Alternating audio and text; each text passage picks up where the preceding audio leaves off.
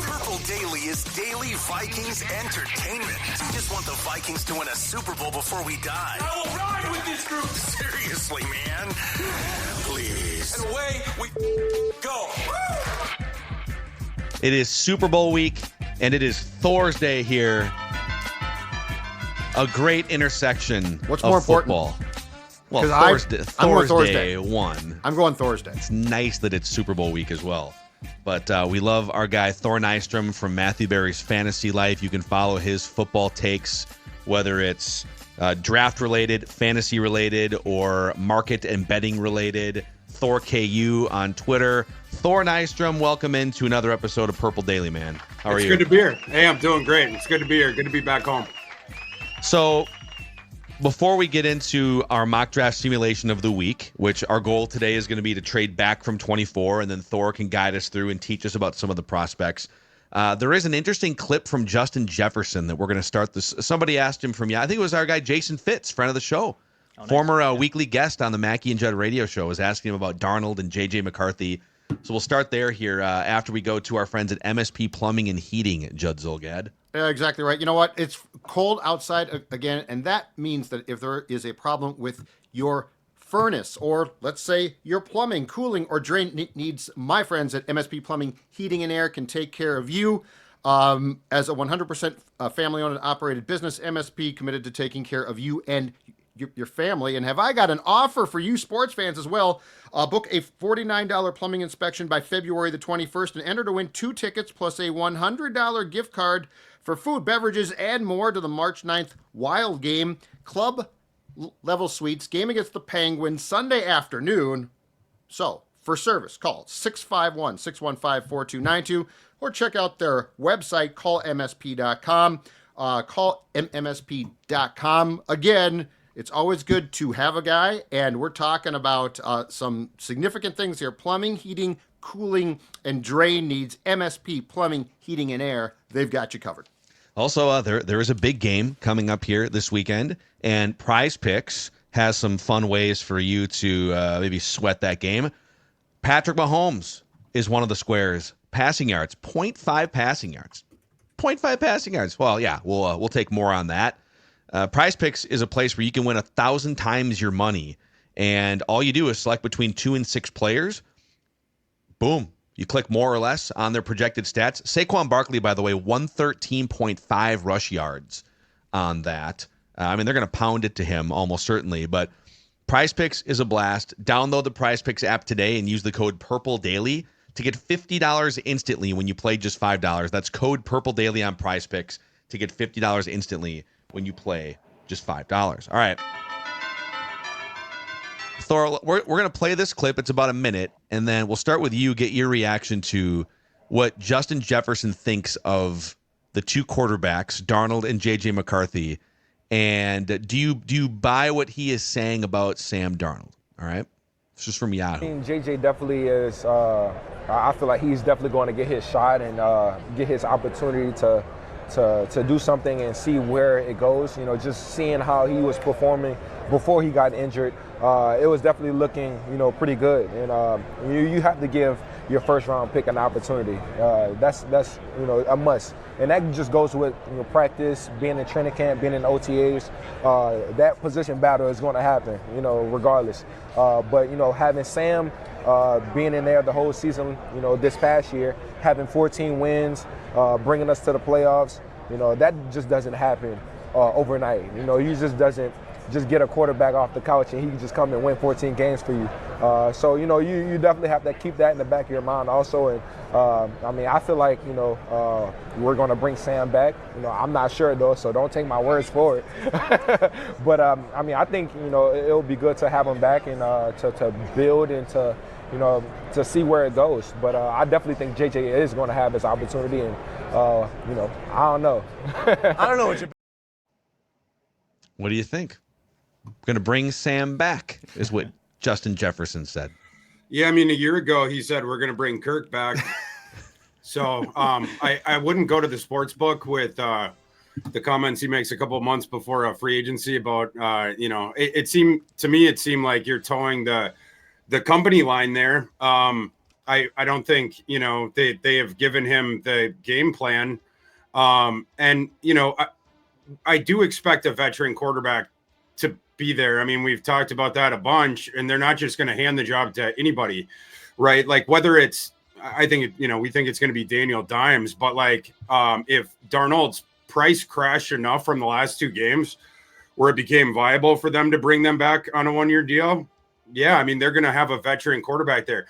It's an unprecedented situation with the top 10 rookie quarterback missing the entire season. So you have to have an insurance policy. And of course, they're going to say you have to compete. The thing that I would add to that, though, I would love for Sam Darnold to come back, because if in training camp, JJ has clearly been told you will get a fair shot to compete for the job. If Sam Darnold is back there in training camp, JJ is going to beat him in training camp. A fair fight, fair and square, he will beat him straight up. So if the price comes down enough, okay, bring him in, keep him here instead of Daniel Jones. I don't really think it matters. JJ is going to beat either one of them. So I would prefer not to give more money to the backup quarterback. Yeah, that's just me. I would prefer to sign a stud right guard instead, but that's just me. Justin Jefferson, in that response, was far less certain, though, than he was a year ago with Kirk. Like he doubled down, and I think he did it knowing how it was probably going to play out. But that's where fans were like, see, if Kirk Cousins is gone, Jefferson's gone too. He's going to demand out. And this, to me, was as like on the fence as you can possibly get, because he's like, I really don't know. I'm just saying that I'd like to have him back, and he won 14 games. When Jefferson does these, smart kid, he very much is like a political guy stumping, right? Like he's like, if I get elected, I'm going to assure you that Sam Darnold is going to be the quarterback, I think, but I'm not sure. So I take nothing he just said there with any seriousness, because in my opinion, there was zero conviction.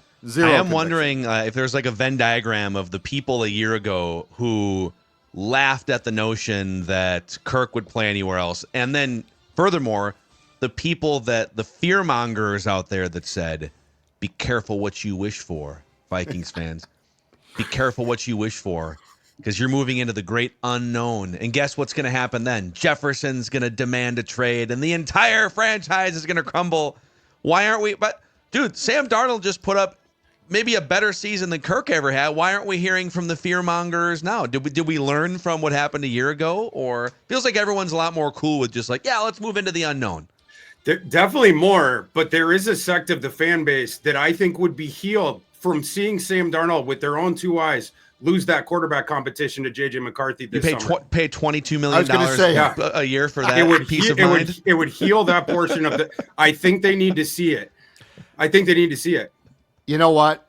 And I a couple of months ago, before this all started to come together, I said it wouldn't make sense, but now it does.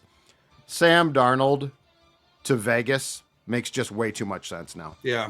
Like, it just makes way too much sense. Pete Carroll, some stability. I think Chip Kelly, in the current incarnation of how he coordinates an offense, it makes sense now. Like, there's just a lot of things there. And so, as much as some fans might like to, or might need to see as a lesson, Darnold lose that job, I think the Raiders, much like the Falcons, are going to come along and save the day and say, we're going to outbid you. And the Vikings are going to be like, oh, no. Oh, this is. So I think that makes perfect sense now. Darnold to Las Vegas. Can I jump in and amend a take from earlier this week in which I speculated, hey, Chip Kelly just left a great football job where he was making like $3 million a year as the Ohio State offensive coordinator, doesn't have to worry about transfer portals or any of that stuff anymore, winning national championships. And it's just, he likes to coordinate, not as much into the head coaching thing as maybe he thought he was. My take was, why would Chip Kelly take that Raiders job, in which right now Aiden O'Connell and like Desmond Ridder are the only quarterbacks on the depth chart? You are not guaranteed one of the top 2 quarterbacks in the draft where you sit at number 6. Why would he take that job unless he knew that they had a solution at quarterback? It must mean Sam Darnold to the Raiders. And then I saw the report 5 minutes after the episode was done that the Raiders are paying Chip Kelly $6 million a year to be the highest paid offensive coordinator in the league. So the dots being connected maybe were wrong by me earlier in the week. Anyone probably takes that job for $6 million, but all the other things line up, right? I mean, like, they've got the money to do it. They've got an opening. They need someone to come in. They aren't guaranteed. They have to make a decision on quarterback in free agency 2 months before the draft, and they're not guaranteed Shedeur Sanders. So Thor. Yeah, they have a lot of resources, 100 in excess salary cap space, $1 million. And Pete Carroll, you're bringing him out of the retirement home. You gave him the 3-year deal. He's not going to be there longer than 3 years. He's going to try to win right away. Now, they might screw everything up worse than it is. I guess it would be hard to get screwed up more than it is right now, but they're going to try to win right away. It's the same thing with Chip Kelly. He just won the national title in college football, went back there. Now you're going back to the NFL. They're going to try to win right away. So, yeah, I mean, you only have 2 quarterbacks, and we talked about this, only 2 guys that could step in day one. And would they even want to go that direction if they had their choice because of the advanced ages of their coaching staff? So the Darnold thing makes a lot of sense to me there. It does. Let's go on to so I think JJ, if I'm not mistaken, Jefferson talked yesterday, and I think a couple of days ago, McCarthy did the Super Bowl circuit from his house on Zoom. But I want to talk about those comments. We touched on them briefly on Purple Daily yesterday, Thorsky, but I thought it's the first time that McCarthy has talked since September, or at least extensively. And I thought his comments were very intriguing, not just because of what he said, but how he said it. And McCarthy's approach, and I told Phil and Dex this, I love this kid's approach because there is a confidence, not arrogance. There's a confidence. There is he obviously knows more than he's going to say as well about his private discussions with O'Connell about the quarterback situation. But the way I described it is he has this, I want to beat everyone badly. And for as nice of kid as he comes off as, there is a major chip on his shoulder. Everything about how he's wired, and now we have to see him play more, okay? But everything about how he is wired and what he's saying from a mental standpoint to me is a winner. And I love that. And, Darnold was really good. So I don't want to crap on Sam. But go back and watch like Sam's pressers and stuff. And then go watch McCarthy's. And you tell me that there's not a mental, very wide gap there between how they see quarterback play, how they see life, and how much they basically want to grab your throat and rip it out on game day. Well, McCarthy seems to be, even just like on his social media, the way that he speaks in interviews, he seems like a philosophical pontificator of life's meaning. And that can either be, all right, that can either be like head in the clouds stuff that doesn't help you, or it could give you great perspective on what really matters in life, and it could actually be a booster for you. But it's very clear that McCarthy thinks more about the big picture of it all and the meaning of it all and the individual relationships and the connections he's making than maybe Sam. Not to rip on Sam. He's ready to compete, and I don't think he cares what the scenario is. And I think he likes his odds maybe even more than I like his odds, which now you're right at 100. Is that possible? You're his right. Father, for Christ's sakes. What are you talking about? You're right at 100%. This is a kid that played in 2 state title games in the state of Illinois before he got to his senior season. Then a worldwide plague descended upon Earth, COVID.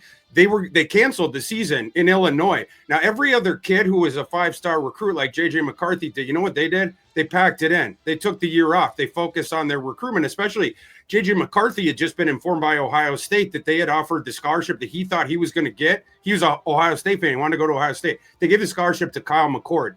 That's why J.J. McCarthy went to Michigan, because he wanted to kick Ohio State's ass. But instead of taking the year off his senior year in high school, he transfers down to IMG in Florida, where they can recruit all the top kids from all around America. J.J. McCarthy starts there. They won the national title that year.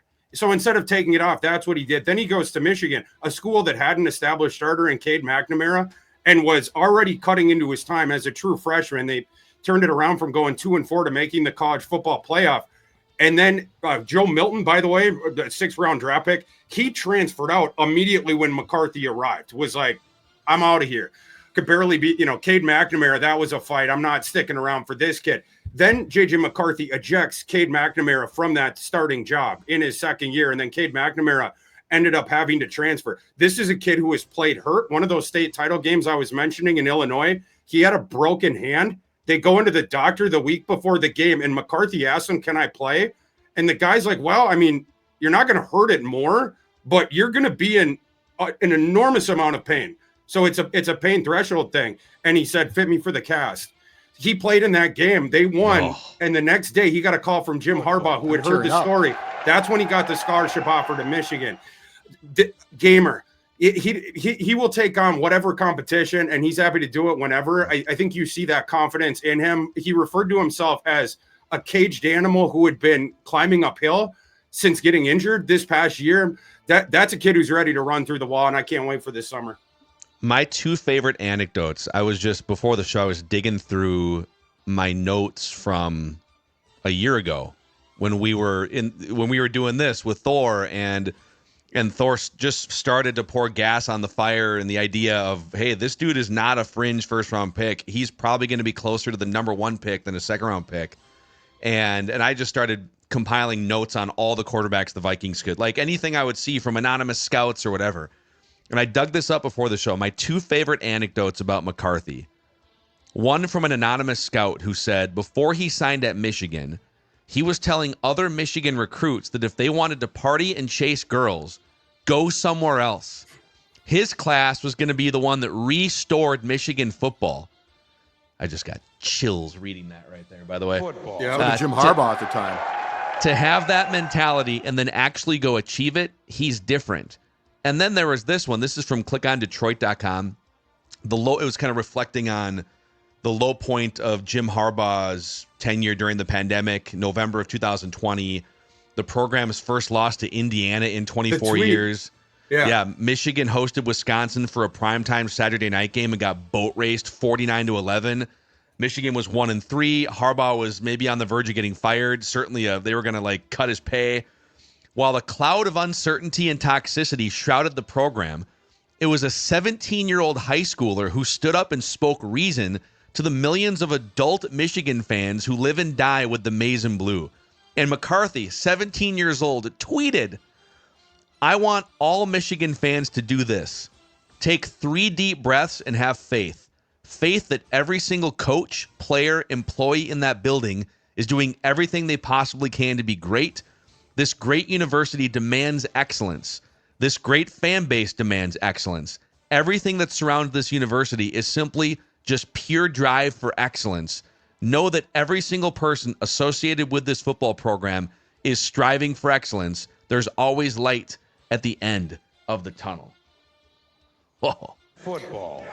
Yeah, and he was a high school senior. And you want Sam Darnold time. Back for $40 million, folks, huh? He wasn't even in he was in Florida at IMG when he sent that tweet out. Yeah. He just saw everyone criticizing Michigan, and he was already one of the best leaders in the program, and he was still in high school. He hadn't even gone to prom yet. There's all kinds of stories that I could bring up about this. There was another one about how he had gotten dinged up in the first half of a game at Michigan, and they had told him maybe you should sit out the second half. He started crying and begged to play in the second half. They let him. This is a former hockey player. His mom was a figure skater. You go back there. That's where the toughness with that kid comes from. Last spring we were talking about, he's one of those rare quarterback prospects who will look down the gun barrel and he'll step right into the smoke so he can follow through with the mechanics every single time and take it on the chin. It's a hockey player. That's what he is. And hockey players are not afraid of competition. Sam Darnold. We go in the corner. Thor. We go in the corner. Yeah, we're going to be afraid now. He is not afraid of Sam Darnold or Daniel Jones or whatever. I think he just wants to get out on the field. Well, and that's the thing too. I mean, this is just such a great conversation. Mixing Can we start the hockey and season football. tomorrow? Oh. Just go stand in front of the net. You take the abuse, but then you get the tip in the goal. By the way, the figure skating toughness was my favorite little anecdote in there too. But they take falls, man. Those figure skaters. Well, and moms. Here's the thing: mom and dad both athletes too. Then, which is fantastic For sure. Yeah. You know, the thing about this too is, and this is where I think we, as a collective, sort of get lost in quarterback discussions, Thor, and it's also why it's difficult for teams, okay? Sam Darnold has attributes. There's no question about it. Physical attributes. And the dude has a cannon for an arm, and that is great. But where we get lost and where teams try to read too much at times or not enough at times into is the mindset, the mental makeup. Because you can have all the attributes in the world, but if you can't suss out, if you can't process, if you don't have both street smarts and football smarts, you are going to struggle. And how many times have we seen this, right? And that's my starting point with this kid. Like when you hear him talk, when you hear, I mean, this is a kid who what, in high school basically had some depression issues, which a lot of kids do. But he got out of it by himself. He like figured it out. He like got some help and figured it out. Like at that age, that is incredibly impressive. So this is where I trust O'Connell to have a read on the mental thing. Like I think one of Rick Spielman's biggest downfalls was, for as much as he said, we bring in this whole psychiatric team at the combine and we got guys going through this and that. I don't think he ever had a clue. It's why I think that when Norv Turner went to go work out Teddy in 2000, and I think it was 15, after Teddy had the terrible pro day, and Norv flew down to Florida and said, "Put your gloves back on. Let's talk. Let's work out." And Teddy was like lights out. And Norv said, "Draft him." This is Teddy, where put your gloves back on. Put your gloves. Well, Teddy. he tried to throw what without the gloves at the pro day in 15. It went terribly. But every team's like, "We're out. We're out. We're out." And Norv's like, "Hold on a second. I'll go because I know quarterback play." So this is where I am so high on McCarthy from that standpoint. I think from the mental standpoint, from the maturity standpoint, we kept hearing, and I don't doubt this, but the locker room loves Sam. The locker room loves Sam. And you know what? Sam is probably a great dude, bro. He is probably, like Kirk was somewhat awkward, right? Like we could say, guys love Kirk, but they loved him because he was sort of quirky Kirk. I think Sam is probably a USC dude, bro. And guys are like, yes, a great hang. Exactly right. Sam. McCarthy is a grab you by the face mask. Here's what we're going to do. Let's go do it. And you're not going to hate me guy. That's the conversation that I think teams don't understand sometimes. And I think Kevin O'Connell does. Yeah, I would agree with all that. Yeah, he's not a mechanical thinker. Sam's the mechanical thinker, right? He's the guy that follows the script and sometimes doesn't go quite fast enough through it. You are comfortable with JJ McCarthy in uncertainty. He's uncomfortable in uncertainty in his own life, as you have walked through, right? He has figured out and continues to figure it out. He's big in philosophy and meditation and all these sorts of things. And when things are coming apart in the pocket for him and the walls are closing in, it's not a guy who either panics and throws it into the chest plate of a linebacker or freezes with indecision like we saw from Sam. This is JJ McCarthy finds the answers in those moments when, again, they haven't been given to them. He manufactures them. He creates. And that's the coolest element of his game, which I made the argument last spring. I didn't think that we had only gotten to see sort of the tip of the iceberg of that because he was playing for the pro-style NFL coach, Jim Harbaugh, at Michigan. And he had learned how to run the pro-style scheme and the system and fit his wild stallion game into that 12 personnel offense that Michigan ran. And, of course, JJ's junior season, they ended up winning the national title. But you're going to see the creative element of his game, the improvisation, night and day between Sam, who didn't really have that at all, and JJ, who is going to be one of the best quarterbacks we've seen the last 25 years in that specific element in the NFL, not with the Vikings, in the NFL. Yeah. Fired up here. I don't know about you guys. I'm ready. Just ready for it all. Thor, how would you like to simulate a professional football draft online right now? Let's go and put the finishing touches on this Super Bowl champion. I want a mock. Let's go.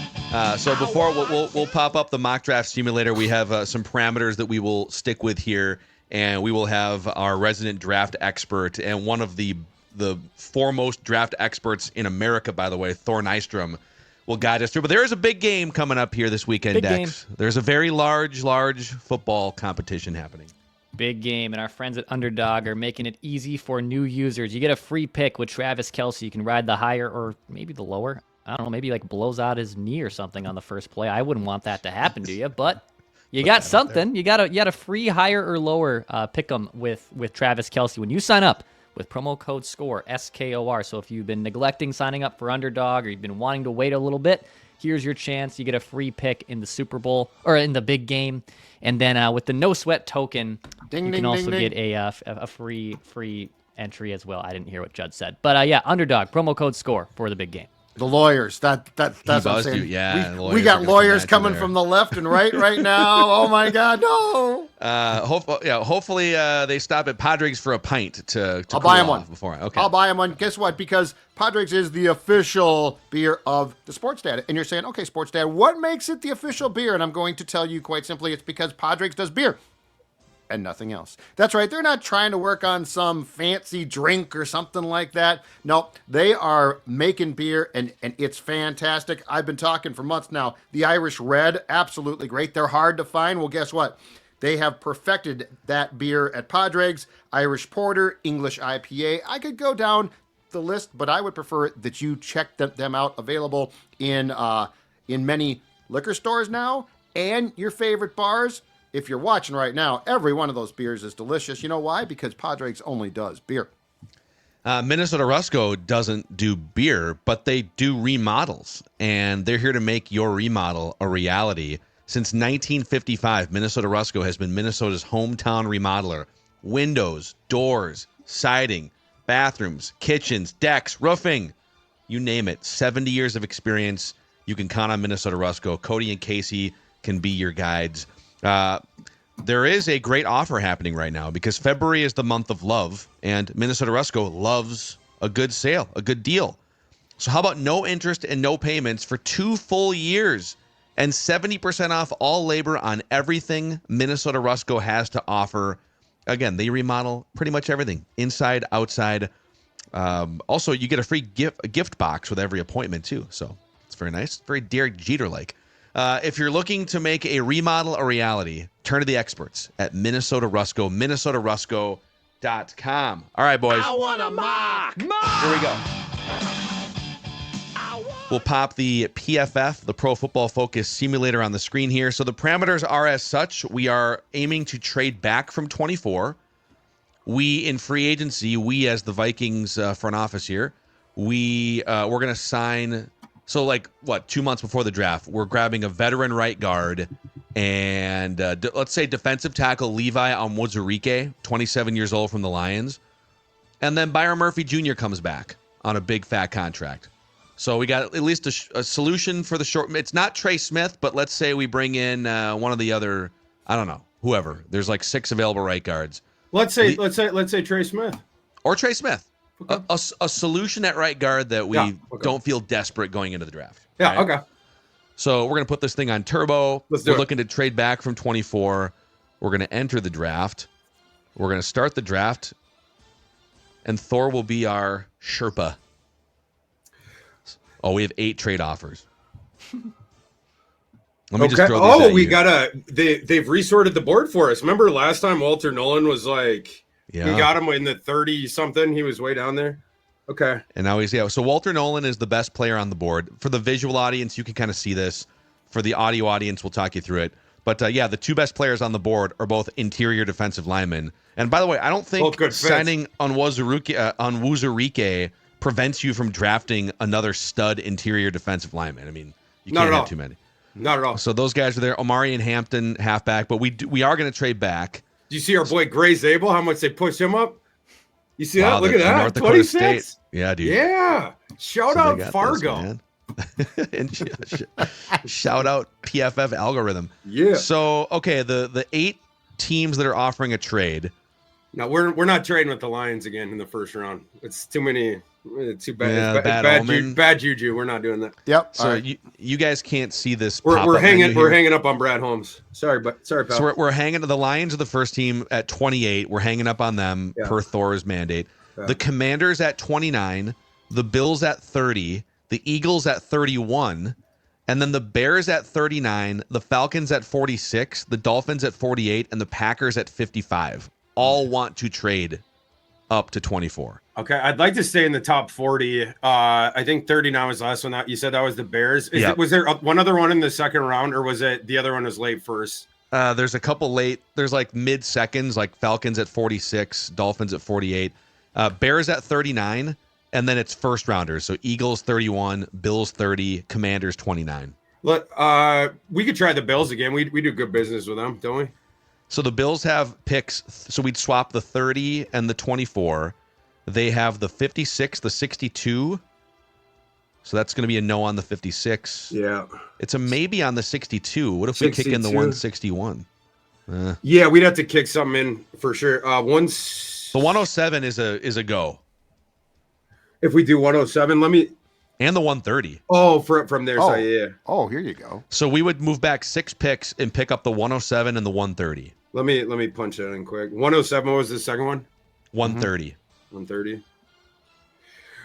My trade chart says we're getting 245 points. They're getting 237. It's not like a bonanza, but it's slightly better deal. We maybe get them to toss in another one. How about the 171? Yeah. Okay. So we pick up 3 extra picks to move back 6 spots. I think, yeah. I mean, we could theoretically haggle with another team and try to get the 2-day 2 picks as opposed to the 3. Those 3. But I mean, I'm okay with that because we didn't have an early second. Yeah. Yeah. Let's pull the trigger on this one here. And we can theoretically trade down from that 30 if we want to too. So yeah, we'll offer this trade. Trade's been accepted. So there we go. Okay. Thank you. Nice job, front office. We'll resume this draft. We're back on the clock here. So we have the 30th pick, and then we don't have another pick till 97, 107, 130. Let's see here. Walter Nolan and Kenneth Grant both just went. So that's obviously that's the downfall here. But yeah, and I think, in that scenario that you brought up, Kenneth Grant would be the good fit because then he can, he play the nose tackle. And Harrison Phillips is going to move to the outside, and then the other dude that we signed, I forget, but he would be one of the DEs too. In this scenario, Barron would be a fabulous pick here. Cornerback. Yeah, I've mentioned like how good of a fit he would be for Flores because you can move him everywhere. You can play him on the boundary, nickel, deep safety, move him into the box, rush him off the edge. You can literally, look right there. Phil, look at the snap counts. It's ridiculous how much they move him around. A lot of slot, a lot of outside in the box. Versatility. That's great. Yeah, and you're looking for some talent at cornerback there for sure. Yeah, so let's see. Yeah, just go down a little bit more, see if there's anybody. Running back is going to be obviously. So in terms of needs right now, for sure, cornerback, running back. I'm going to say interior offense and defensive line are going to be in the mix here. Yeah, so I think we go Barron here. Let's do it. Yeah, and then we'll see with the next picks. So cornerback from Texas, Jahdae Barron, 5'11", 200 pounds. You can play him all over the place. Welcome to the Minnesota Vikings. And now we're turboing down to the 97th overall pick. Please be running backs up. Please be running backs up. Let me throw the running backs. RJ Harvey. Yeah. Let's see here. Okay, running backs available. Yeah. Looks like we might have gone on a little run here of running backs. I am Trevor Etienne sitting there. Okay. I'm a big fan of RJ Harvey, so I think that's where we're gonna go. Central Florida zone. Yeah, RJ Harvey, shade under 5'8", but he's got a bowling ball build. He could play 212 to 215. He was a little bit, I think, 208. Measured in at the senior ball, but he's a burner. He told me he's going to run in the high 4.3s. So he sort of had a smirk on his face with that, because coming out, that was the report, and, sort of like a get your popcorn ready. And he's a big play threat. the explosive runs, he generates them in bunches, and he can also run between the tackles because he has that frame where it's like a trash compactor. It's just all muscle, and he runs so low to the ground. And then he's a really good receiver too. And it was funny when I was talking to RJ Harvey at the media luncheon last Wednesday in Mobile. He was bringing up like that. Essentially, he was like, I didn't feel like I got used enough UCF in the passing game. I didn't get to run all the routes that I would have liked to. And I told him, I said, RJ, you're one of 2 backs in this class that at 1.5 yards per route run or more each of the last 2 years. And he was like, oh, really? And I was like, yeah, but I do agree with you. They could have used you more as a receiver. Like, you're really good at that. And I think his agent. I should be his agent. Yeah, I banged the table for him. But RJ Harvey, you get the receiving element with him. You get the big playability. I really like that prospect. Let's do it. He would be worth the 97th pick. Yeah. Let's do it. So late in the 3rd round here, this is the comp pick. Thank you to old Kirky boy for this one. Thank you, RJ Kirk. Harvey is the next pick. All right. So we're back on the clock here with 107. Wait, okay, so we signed one defensive lineman, but that's it so far. Because Jordan Phillips was going berserk at the Shrine game. He might be someone that we would sniff around here. We took Wilson in the last one, Jared Wilson, and booted out Bradbury. So he's also someone we look around at here. But yeah, Jordan Phillips was one of the most impressive dudes down there at the Shrine game. I was getting texts about Jordan Phillips. 6'3", 320. Redshirt it. sophomore, by the way. So he's young, right? He's got to be like 21. He's young. And Redshirt sophomore? Very talented. Okay. Yeah. All right. I'm on board. Say no more, Thor. Let's do it. Jordan Phillips. Jordan defensive Phillips. Interior from You Maryland. were a Viking. Welcome in. All right. Now we're back on the clock with the 130 here. Okay. And we got cornerback, running back, defensive interior. Not that we can't double up on some of these, but I'll show you the board. We need one more. Let's see. Positions, we would need one more Quinn Ewers. That's funny. We need one more corner and one more.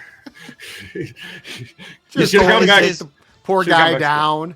Should have gone back to school. Is Quinn. safety in play? Because I think let's say Cam Bynum's gone and it's Theo Jackson and Harrison Smith comes back for a year, and you got Josh Metellus maybe on a contract extension, but he's more of a move around type of a piece than than what Cam Bynum was doing. So I'm just like Billy Bauman Jr. is on here as a safety, and I'll just put that position on the needs list. Okay. Yeah. Go to let's check out the cornerbacks. We can see them isolated. Sure. There you go, sir. Because we've only gotten Barron. We didn't sign one, but we did re-sign Murphy, right? Yeah. Yep. So if I had my druthers, I would still like to take a second corner in that scenario. I know you like Dorian Strong, don't you? I do like Dorian Strong. I also like Quincy Riley. He did really, really good. He was really good at the Senior Bowl. He was my cornerback riser there. He took a step back this year. You can see that in the metrics, but it was like something like he had given up double the receiving yards this past year, analogous to the 2 previous years combined. So we were sort of curious, like in Mobile, like what happened there. But he was really, really good in Mobile. I thought he was one of the best corners that was there. He's super duper sticky. The reports that we have are that he's going to run in the 4.3s as well. He has good feet. He's a little bit on the Phil. Can you pull it up one more time? I think he's 5. He's under 6 feet. He did measure 6 feet. Yeah. He's a shade under that, but it's the big cleats on though. The big cleats. That works me a little bit right there. But dude, I mean, if you're in, the Vikings need some more. I mean, Mekhi Becton, that'd be nice too at right guard. Mekhi Blackman coming off an injury. We're kind of just plugging him in you need some depth there. Dwight McLaughlin might get a shot, but if you're high on Quincy Riley here, let's do it. I think, let's do it. Okay, like Quincy Riley from Louisville. So we're back. First pick in the 5th round. We have the 139, the 161, and the 171. PFF is putting a gun to our heads, and they're going to make us take Jackson Dart at a certain point. Like, Jackson Dart has a shot to go in the late 1st round. If there's like one sort of dark horse, because it's not going to be Milroe. Milroe fell on his face. He needed a big pre-draft process. I love it. Dart's got decent tape, and the tools are top 40 all day. Let's take Jackson Dart. People are going to freak. Like, why would you take Jackson Dart when you have a 21-year-old McCarthy? but it's also quarterback rehab university here. So That's if you can build up his value, and he flashes in the preseason or comes in for 5 Kale games, loves this. This is a guy who's I believe is gonna go in round 2 in April. So I know people are gonna be like, "Oh, why are you taking a quarterback?" It's because we're getting a 3-round discount. He's gonna go out and do good in the preseason for a couple years, and then we're gonna trade him for a higher pick. Yeah, and like you said, 5th-round pick. We're not talking about a day 1 or day 2 pick. And 49ers, why would you take Brock Purdy? Why would you waste a pick when you already? Well, crap happens. Sometimes things don't injuries, whatever, things don't pan out. You need talent in that. Back in the day, there was a franchise played for Washington. They took a quarterback, RG3, very high in the draft, and then people here they haven't heard this name, but rounds and rounds and rounds later, they took a second quarterback by the name of Kirk Cousins. Who, it's 100%, dude. We're back on the clock at 161 here. Scroll down just a little bit for me. One thing I'm keeping on the general one because I just want to see the other guys in the available dudes. Phil, that running back. I want to take a second running back in this one, but maybe not. We'll see. Everyone who's I like Cody Lindenberg. Could probably use an interior offensive lineman at some point too. So we haven't taken any interior offensive line in this one, right? Not yet. No. Keep Cody Lindenberg from the U of O. Yeah. Got the Buckeye center right there too. Seth McLaughlin looks like and he matches up really well with this pick. He would be in play. Phil, with this one, I want to take Lindenberg I want to keep Lindenberg home. This team could use some linebacker depth. It's not something we talk about as much because Cashman's old, man. Cashman's like 29, right? I mean, am I wrong on that? Cashman's older than we think. And he's been hurt quite a bit. That's exactly what I was going to say. And you need better depth there because it's a guy who he's awesome when he's on the field, right? And the team is way better, right? Wasn't it? I mean, were they undefeated in the regular season when Cashman was playing? Till Detroit. Until Detroit. Yeah. But he turns 29, in May. Yeah, but you get pace has been nicked up. Anyway, I would Cody was moving around well out there at the Senior Bowl. He's a leader. He's a guy that the coaches and his teammates fawn over, and he would be worthy of this pick here. Big dude, elite pick there, Thor. and he can run around. I mean, for a big kid with a big rangy frame, he can move and get downhill. Special teams guy too. Yeah. Also picked a ball off in Mobile. He had a fun little sequence where he forced a fumble, and then right after that, he was lurking in his zone and stole the lunch money from the quarterback. Took it the other way. So we'll take the local kid. So I think this is I know it still has the 239 here, but that pick does not actually exist in the Vikings war chest. So the 171 here. What are we doing, PFF? I thought you were going to get that fixed last week, Thor. I'm seriously calling Sycamore right after this. So this 5th-round pick at 171 is our last pick. Okay. I'm going to make an executive decision and sort by interior offensive line and just see. Oh, we still got McLaughlin. So Seth McLaughlin, the center for Ohio State, is the highest ranked player here on the board. I mean, you sort of have to do it. Yeah. It's kind of a no-brainer, right? It's kind of a no-brainer. Now, he's coming off a season-ending injury, and I think that's why he's ranked a little bit lower here. But, yeah, I mean, from experience before, he was at Alabama. This is a kid who has been in, he's been playing top of the line competition now going back years, acquitted himself well. Would be worth it there. So we just took him. By the way, with this pick that doesn't count, we're just going to take the first punter that shows up here. Jeremy Crawshaw from Florida is. Don't laugh. There could be a change at that position. I wouldn't be shocked. Absolutely. So, all right, drum roll here. PFF is grading our mock. Ought to be an A+. Here we go. The punter's going to bring us down, and it's their fault. A-. The punter did bring us down. The punter brought us down, and it's their fault. Get your act together, PFF. It's an A-. So they gave us, for Jahdae Barron, the cornerback out of Texas, they gave us an A. RJ Harvey, the explosive running back from Central Florida, a B+. And then as we got into the middle, like the 4th, 5th, 6th rounds here, they liked the Jordan Phillips pick. They liked the Jackson Dart pick. Kind of meh on Quincy Riley, the cornerback from Louisville, and Cody Lindenberg got a C from Rollabout Ski-U-Mah, University of Minnesota. But Thor, all in all, to go from having 4 draft picks to add 3 additional picks and to use those picks to get some depth all throughout your trenches. I don't know. I think you I think you handled yourself pretty well here. It's a good looking draft right there. It's pretty good. Yeah, I Judd, like it. what do you think? How do you think we did?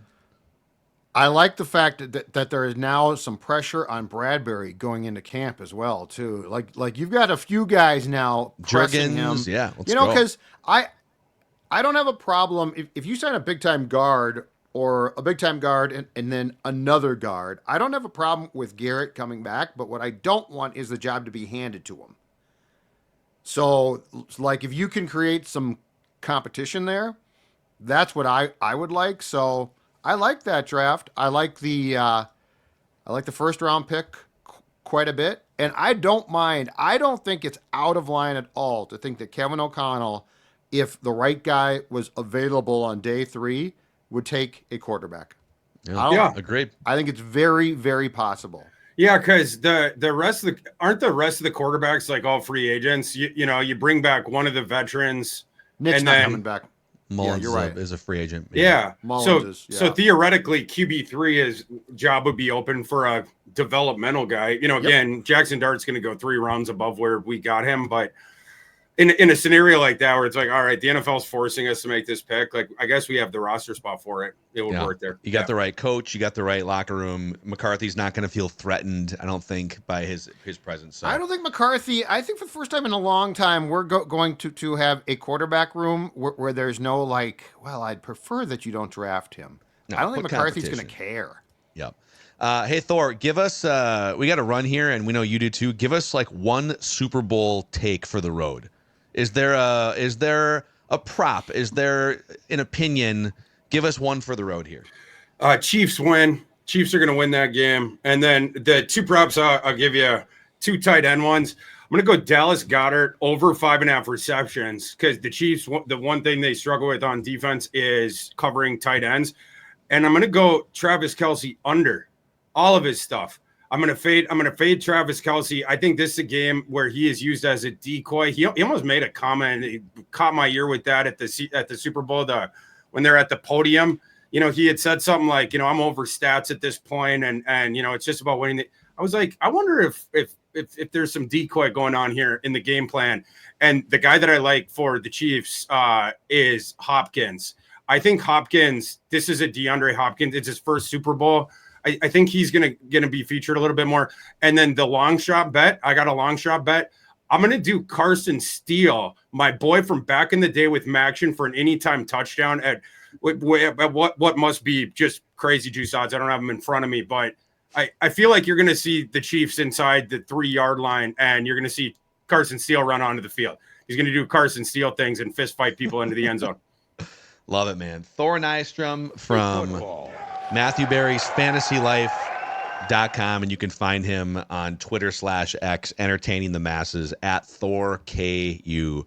Awesome stuff, man. Enjoy the Super Bowl this weekend, and we'll keep pushing ahead to the NFL Combine. It is full-on reckless speculation and team building season here in the NFL for the Vikings. Man, we're going to be in the thick of it here, and can't wait to go to Indy in the Combine, and of course talk about these draft prospects with you guys the rest of spring. Fantastic. Amen. All right, Thanks, for the Thorsday. Sports Dad, Appreciate for it. producer Dex, for Thor, happy Thorsday to all who celebrate. We just want the Vikings to win a Super Bowl before we die.